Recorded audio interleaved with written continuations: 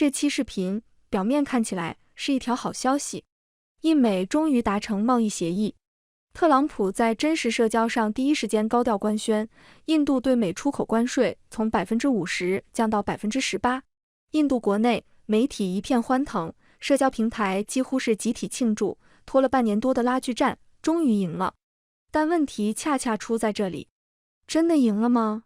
因为就在印度舆论集体自嗨的时候，美国这边却出现了一个完全不配合气氛的人——约翰·米尔斯海默。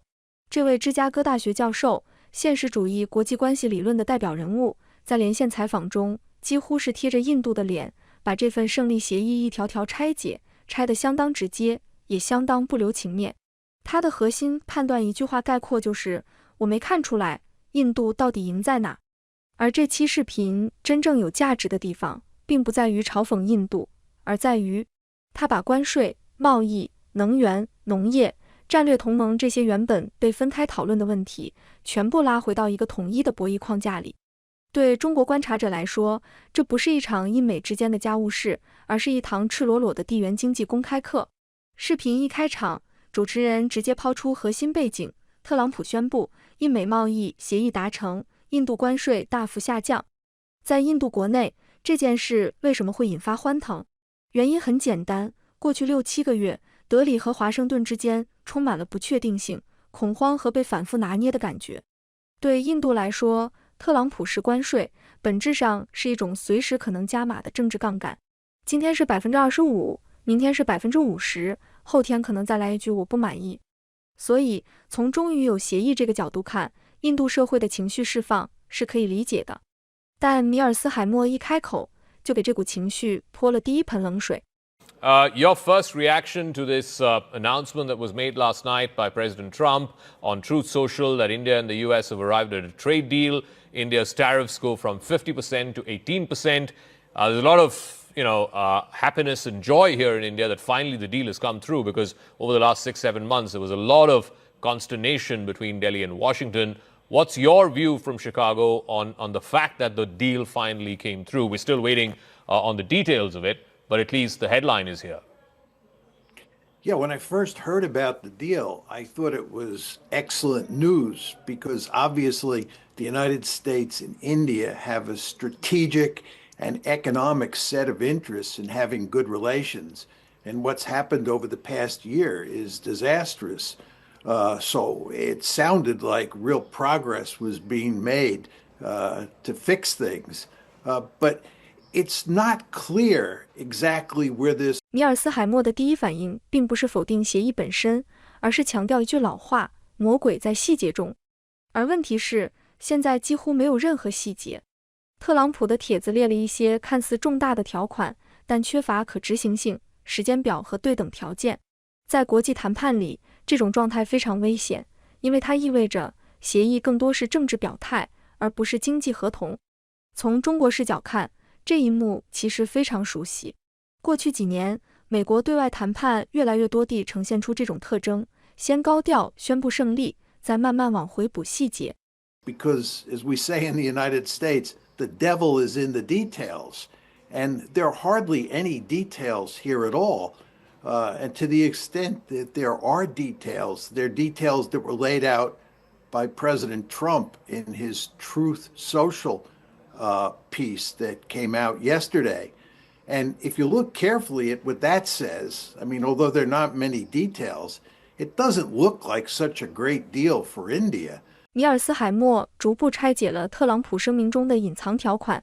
第一个就让人震惊，特朗普声称印度将停止进口俄罗斯石油。米尔斯海默几乎是连犹豫都没有，就直接否定了这一点。为什么？第一，这是一个商业决策。印度从谁那里买油，是石油公司基于价格、稳定性、运输条件做出的判断，不是第三国可以强行指定的。第二，就算印度减少甚至停止购买俄罗斯石油，对俄乌战争也不会产生实质性影响。一个细节非常关键，印度已经从最高峰每天200万桶降到100万桶左右，但普京并没有因此收手，反而在战争上加倍下注。换句话说，把印度买油和战争继续强行捆绑，本身就是一个政治叙事，而不是经济逻辑。对中国来说，这一点格外值得注意。能源问题正在被美国越来越频繁的武器化，其实反而是印度离不开俄罗斯石油。印度这些年之所以能在能源问题上掌握主动权，很大程度上得益于从俄罗斯进口的廉价石油，既降低了国内能源成本，也摆脱了对西方高价能源的依赖。He's talking about India stopping the importation of all Russian oil. I'm not sure that makes sense from India's point of view. I'm not sure India can do. Going on for a number of months now, India was the only country that was singularly and unfairly targeted for these Russian oil imports, and 25% extra tariffs were imposed on India. Yes, there is data to show that India has reduced its purchase of Russian oil. I think at the height of it, it was about 2 million barrels a day. Now in the month of December and January, it's come down to about 1 million barrels a day. So yes, the trend is declining. But having said that, the problem was also in the framing of it by President Trump, twofold. One, who India buys oil from is a commercial decision. It's a decision that oil companies make basis where they get the best deal from. So a third country cannot impose its will on India. And second, this whole linkage of, oh, India's buying oil from Russia, that's funding Putin's war machine, and therefore Putin is continuing the war, just doesn't add up, because in this period that India has reduced its Russian oil dependency or Russian oil imports, Putin has only doubled down on the war. No question. I don't know what Trump is thinking here. I don't think this is, even if India were to greatly reduce its dependence on Russian oil, it's not going to have any effect on the war. So I just don't think that matters. So why then do you think he's pressing that again and again? And now he said that he's removing that again on the false premise that, oh, India has said that it will completely stop all import of Russian oil. He may believe it. He may believe that this is going to give him leverage over the Russians. I think basically what's going on. 更离谱的是，特朗普还抛出了一个根本无法实现的要求。特朗普要求印度每年从美国采购5000亿美元的商品和能源，而目前印度每年从美国的采购量仅为410亿美元，相当于要在1年内翻12倍还多，这完全不切实际。And then furthermore, when you look at what he's talking about in terms of India buying goods and energy from the United States, that doesn't seem to be realistic at all. What is he talking about? $500 billion a year? It's now $41 billion a year. How do you go from 41 to 500 billion? I don't think India can do that. 除了能源和采购量的苛刻要求，更不平等的条款还在后面。特朗普暗示印度对美商品关税降至0%，而美国对印度商品仍维持18%。如果这是真的，那意味着什么？意味着这是一个单向开放的协议。印度市场对美国全面敞开，而美国市场依然保留壁垒。从博弈角度看，这不是合作，这是不对称依赖的开始。因为类似的叙事我们已经听过太多次了。米尔斯海默表示，特朗普上台以来推行的关税壁垒政策几乎针对了世界上所有国家，试图用经济胁迫的方式逼迫其他国家向美国妥协，重振美国制造业。但事实证明，这种政策根本行不通。关税没有让美国制造业复苏，反而导致美国的贸易伙伴纷纷疏远美国，转而与其他国家达成贸易协议，摆脱对美国的依赖。法国、加拿大、德国、印度、欧盟，越来越多国家选择，如果和美国做生意这么难，那我们就彼此做。这本质上就是世界各国对特朗普关税政策的反抗。这不是情绪判断，而是结构性趋势。对中国来说，这一点非常关键。所谓去风险，正在被美国自己推向去美国化。From India's point of view, what's most worrisome, if it's for real, is where he's talking about India reducing its tariffs on American goods to 0%. So you're going to have a situation where the United States has 18% tariffs on Indian goods, and India has 0% tariffs on American goods. That doesn't seem to be a good deal for India. On here at a higher level, is that the Trump administration has come to understand that its policy of putting tariffs on virtually every country on the planet and threatening every country with its huge economic leverage is not working. It's quite clear that the tariffs are not leading to a situation where the U.S. manufacturing base is recovering. And furthermore, what's happening, and you see this with India, you see it with countries like Britain as well, is that we're driving all sorts of our trading partners to cut deals with other countries and to move away from heavy reliance on the United States. So you think, and this is, you think this is Go ahead. leading to a flurry of leaders from the Western world making their way to China? In the last few weeks, you've had Macron of France, you've had Carney of Canada, you're going to have Merz from Germany. You just had the India-EU FTA that was announced just last week, and now the India-US FTA. Is the world basically telling Donald Trump and his policy of tariffs that, look, if you're going to make trading with America difficult for us, we're just going to trade amongst ourselves? Yes, I think there's no question. You listed a handful of the best examples of that. And furthermore, Mark Carney, in his famous speech at Davos, made exactly this point. He said that, the United States has caused this rupture in the international system. And that, of course, had a very powerful economic dimension. And he was saying that what middle-range powers should do, and he's basically talking about America's trading partners, is that they should look for alternative partners, alternatives to the United States. And this is not good for the economic health of the United States. That's now becoming clear. And furthermore, as I said, these tariffs are not doing anything to refurbish the industrial base, which is one of Trump's principal goals for levying all these tariffs. 但米尔斯海默同时强调，特朗普的妥协并不是为了实现印美双赢，而是为了最大限度地榨取印度的利益，减少印度的收益。米尔斯海默再次谈到特朗普提出的5000亿美元采购计划，他直接算账，印度现在一年也就买410亿美元，你怎么可能跳到5000亿？除非大量高价能源、军购、科技资本项目强行打包。但即便如此，这也不可能是短期行为，而只能是一个长期、结构性的安排。问题是，印美双方对这份协议的解读存在明显的分歧。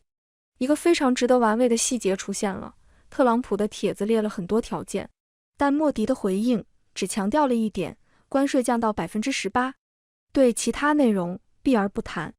在外交语言里，这通常意味着争议最大的部分还没谈妥，或者不敢公开。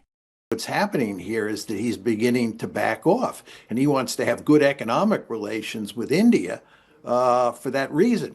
But of course, the problem with Trump is that he wants to do everything he can to maximize the benefits for the United States and minimize the benefits for India. And this is why India has to be extremely careful in its dealings with Trump. So I want to come to that part of the post that he made last night. And again, it's caused a lot of confusion and consternation here in India, about $500 billion. Now, he's not specified that this has to be done in a year or 2 years or 5 years. Let's assume it's 5 years. That's $100 billion a year. If India is moving away from Russian oil to American oil or Venezuelan oil, and then there are a whole bunch of these big-ticket defense items which India is planning to buy from the United States, and then you have the whole big tech firms all wanting to establish these massive data centers here in India to fuel the AI boom.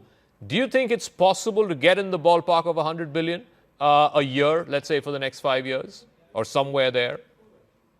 Well, I think it's certainly possible, and I think it's going to be essential that India do that. There's no way India can spend $500 billion a year buying American goods and American energy. It's just not possible. So you're going to have a deal that's structured over time. But again, the problem is we have no idea what sort of deal is in the works, what the two sides have negotiated. And it's very hard to assess what this deal means for India or what it means for the United States without seeing all of the details. And again, we just don't have details. And what I thought was quite interesting is that although President Trump laid out some of the details in his post, when Prime Minister Modi responded with his own post, all he talked about was the reduction of tariffs to 18%. He didn't say anything about the other dimensions of the deal that President Trump had spelled out. 农业问题是这场贸易谈判中另一个敏感且复杂的焦点。米尔斯海默反复强调，农业问题极其复杂，而且高度政治化。美国农业资本希望进入印度市场，但印度农业关系的是数亿农民的生计。更重要的是，特朗普的基本盘恰恰是美国乡村选民。当年中美贸易战，美国大豆被中国拒绝购买，直接让特朗普在国内承受巨大政治压力，最终被迫调整策略。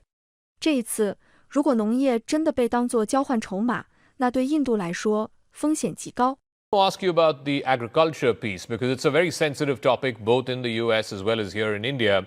We're given to understand by Government of India sources until we get the fine print that India's red lines on genetically modified crop like corn, wheat, maize, etc., those red lines have been respected by the US. What India has agreed to is greater import of American pecan nuts and walnuts and almonds, which doesn't necessarily hurt Indian farmers too much.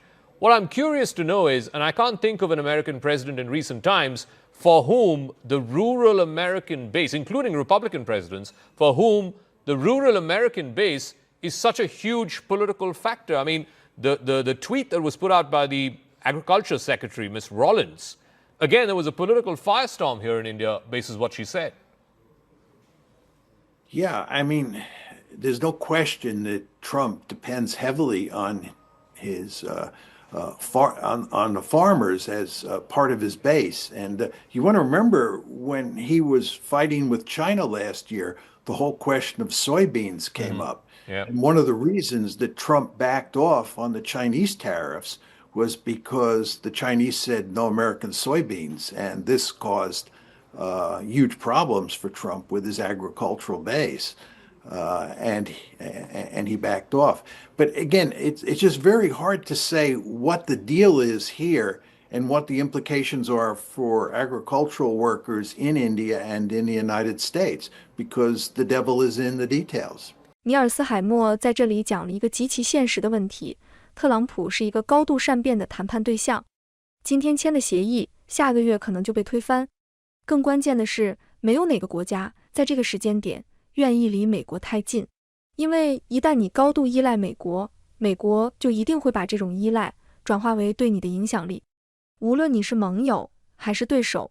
米尔斯海默甚至表示，对特朗普来说，盟友有时候比对手更不受待见，因为盟友更容易被控制，被薅羊毛。美国对待欧盟、韩国的态度就是最好的例子。Concern, and we've seen this in the case of South Korea recently. We've seen this even in the case of the European Union, but he then backed off on that, that what Trump agrees to, whether it is 10 or 15% or whatever it is, he can always, a month down the line, 2 months down the line, go back and say, I'm adding another 10% more because I don't like the fact that, so-and-so country's parliament has not ratified the deal. How does India navigate something like that? Yeah, I mean, there are two problems in dealing with Trump. And the United States more generally. But one problem is his mercurial nature, which is what you're describing. He changes his mind from day to day or week to week. You can never be sure. If Modi cuts a deal with Trump, Modi can't be sure that Trump won't turn around and change the terms of the deal in a month or so. That's your point. That's one problem. The second problem is, I don't think any country on the planet at this point in time wants to get too close to the United States if they can avoid it. Because if you become highly dependent on the United States from an economic point of view, what that does is it gives the United States tremendous leverage over you.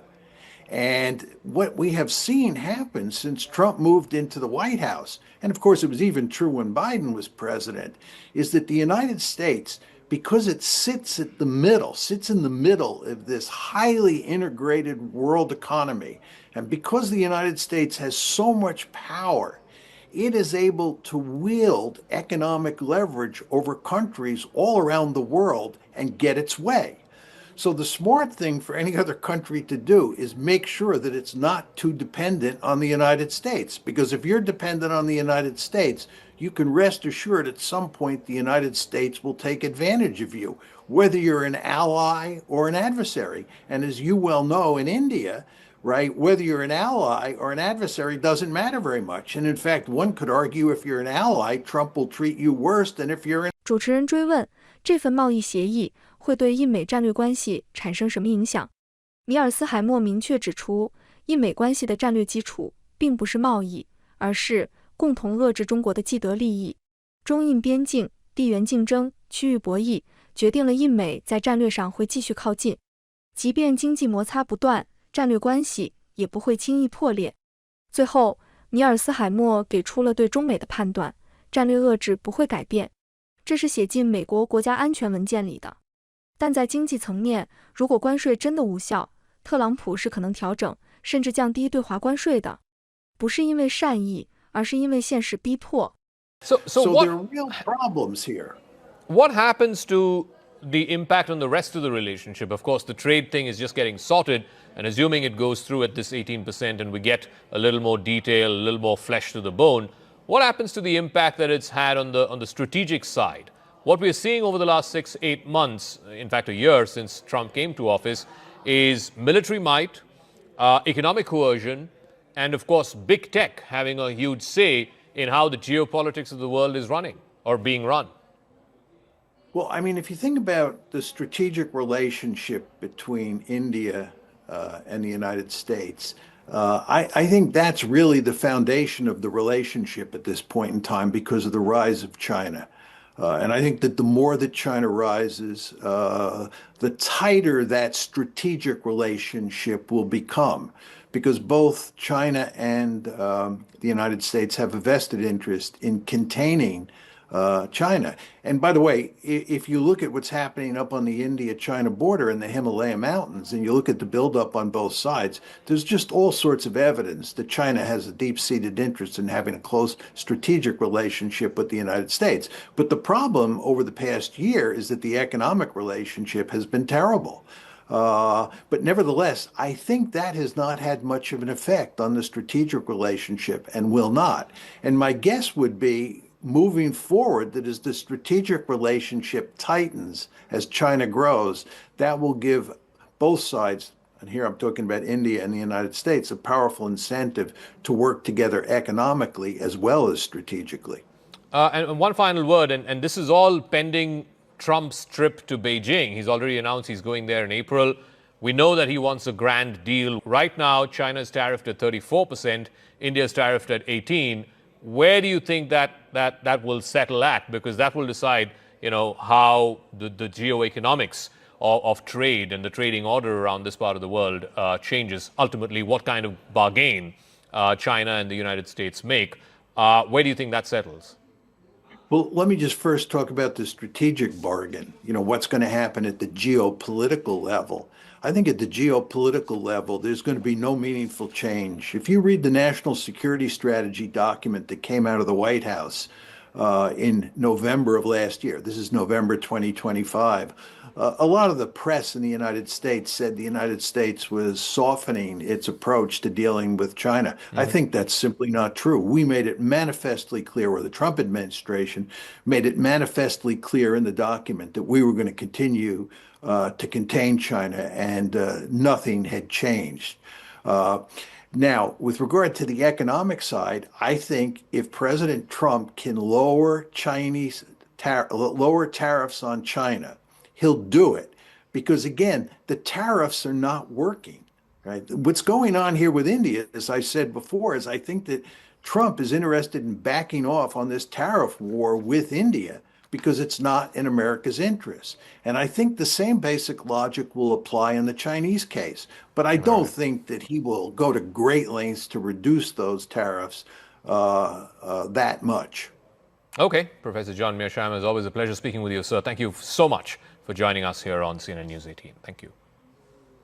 Welcome. 这期视频真正的价值不在于印度输了没有，而在于它再次证明了一件事，在美国主导的体系里，所谓赢往往只是暂时被放过。关税不是为了公平，能源不是为了正义，协议也未必是为了稳定，它们都是工具。而对中国来说，最大的启示是，真正的安全永远来自于降低对任何单一力量的依赖。这一点，印度正在学，世界也正在学。